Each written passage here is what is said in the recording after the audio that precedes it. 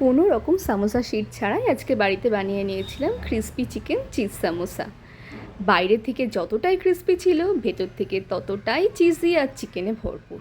তো এটা বানানোর জন্য একটা মিক্সিং বোলের মধ্যে 1 কাপ মতো ময়দা, তাতে সামান্য কালো জিরে, আন্দাজ মতো নুন দিয়ে ভালো করে মিক্স করে নিতে হবে। তারপর সেই মিক্সারের মধ্যে একটু গরম ঘি দিয়ে আবার সেটাকে ভালো করে মিক্স করে নিতে হবে।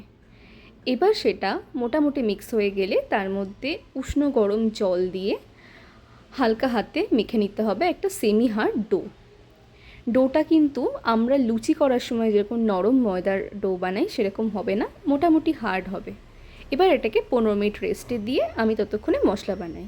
তার জন্য কিছুটা পেঁয়াজ, রসুন, আদা কুচি আর কাঁচা লঙ্কা দিয়ে হালকা করে ক্রাশ করতে হবে। অন্যদিকে চিকেন কিমার মধ্যে soya sauce, vinegar, chilli garlic sauce, সামান্য নুন আর ব্ল্যাক পেপার দিয়ে মিক্স করতে হবে। একটা ফ্রাইং প্যান নিয়ে তার মধ্যে হালকা রিফাইন্ড অয়েল, গোটা জিরে আর ক্রাশ করা মশলাটা দিয়ে ভালো করে মিক্স করতে হবে। মশলা একটু ভাজা ভাজা হলে তার মধ্যে জিরে গুঁড়ো, ধনে গুঁড়ো দিয়ে মিক্স করে আমরা চিকেন কিমাটা দেব।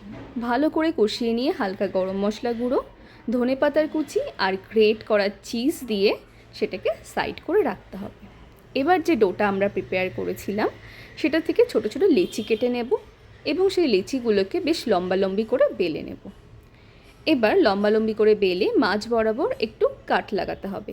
মাঝ বরাবর কেটে সেটাকে হাতের মধ্যে নিয়ে একটা কোন শেপ দিয়ে দিতে হবে। এবার সেই কোণের মধ্যে ভরে ভরে পুর ভরার পালা। পুরগুলোকে ভরে মুখটাকে ভালো করে সিকিওর করে নিতে হবে যাতে ভাজার সময় পুরগুলো বেরিয়ে না যায়।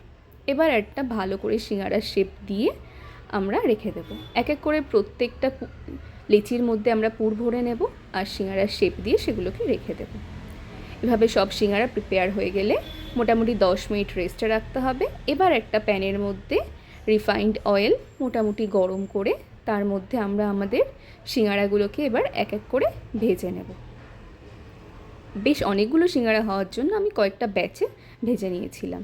আপনারাও আলাদা আলাদা করে কয়েকটা ব্যাচে ভেজে নিতে পারেন। এভাবে সব সিঙ্গাড়াগুলোকে দিয়ে মোটামুটি এপিট ওপিট হালকা করে 5-6 মিনিট মতো ভেজে যখনই সিঙ্গাড়ার রং চড়তে শুরু করবে তখন সেগুলোকে নামিয়ে নিতে হবে। এভাবে প্রত্যেকটা সিঙ্গাড়া করে নিয়ে সেটাকে সার্ভ করতে হবে। আমি এটাকে সার্ভ করেছিলাম ঘরে বানানো টকঝাল মিষ্টি সসের সাথে, যেটা ছিল দুর্দান্ত। তো এভাবে আপনারাও বাড়িতে বানিয়ে ফেলুন আর আমাকে জানাবেন রেসিপিটা কেমন। ভালো লাগলে লাইক, শেয়ার অ্যান্ড সাবস্ক্রাইব করে দেবেন। Thank you.